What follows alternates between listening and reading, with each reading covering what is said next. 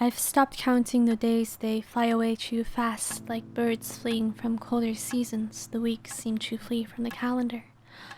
Now a lonely December looms over this country, no company from family, only from bittersweet familiar melodies, singing "It's the most wonderful time of the year," while we sit alone under a decorated pine tree.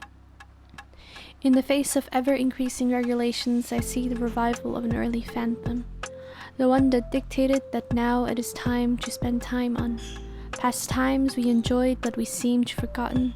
Apparently we forget what brings us joy when our cities aren't in lockdown.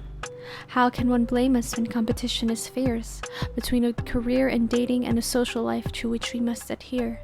As much as I love the city, I sense that this love is unrequited. She rarely gives me space to breathe or just a moment of quiet. There's a lot of chaos and darkness she lets into my life uninvited. It is hard to be in tune with myself when I'm not given the time to. I keep thinking to myself, I've wasted so much time though I'm only 20. Come to think of it, waste is relative, and time is something of which we never seem to have enough, yet we have plenty. It is how we choose to allocate our minutes, the things on which we choose to spend it. We must ask ourselves, does this enrich our lives, or do we only do this because we think it makes us rich, or we are told to? Does this make us happy, or does this only make us feel useful? We are not gears and the world is not a machine. There is no need to feel guilty because you want to be happy. So waste time on things that don't count towards productivity. Waste time on things that don't necessarily help you succeed. Success, like waste, it's only relative. Ask yourself, if today was my last day, would I be content with how I've lived?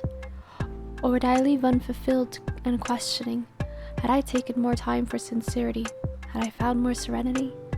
What if I had taken more moments for myself, to reflect on the absurdities of the world and of the situations with which I have dealt?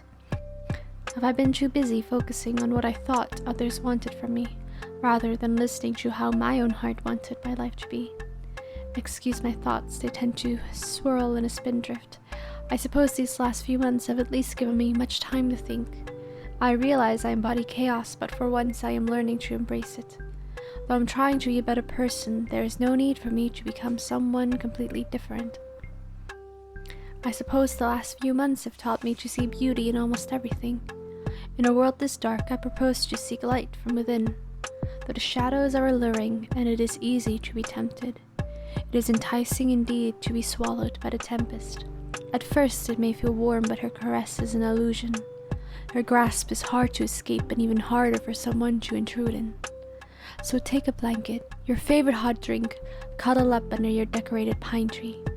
Make plans for Christmas dinners over Zoom, watch bad Hallmark movies, or find other ways to make the holidays still somewhat cozy. For some, December is a month inherently lonely, even for those of us used to being alone. Solitude can be bliss, but this happiness wears off too when it's been too long. The best things in life are enjoyed in moderation. Excess knows no merits, not even excessive meditation. A moment of quiet once required now drags on for months, a nullifying, eerie silence that has haunted us from spring to fall. For some, silence turns into white noise, frustrating and irritating. But it's important not to give in to anger, or suffering will be accompanied by the firm grip that leaves everyone within it suffocating. When December blues seem to be impossible to shake or weather, perhaps we can find comfort in knowing we are all lonely together, and that loneliness can be alleviated when even the smallest moments of together start to be appreciated. Give your family a call, ask how they've been. Seek connection, albeit virtual, it's always a beginning. In moments of silence, turn on the radio. Cry at Christmas carols in the memories of not spending the holidays on their own. Or laugh at the irony, but most importantly, drown out loneliness or siren songs. It is okay to be sad, but don't be sad for too long. This gale will blow over and the birds will return from their den.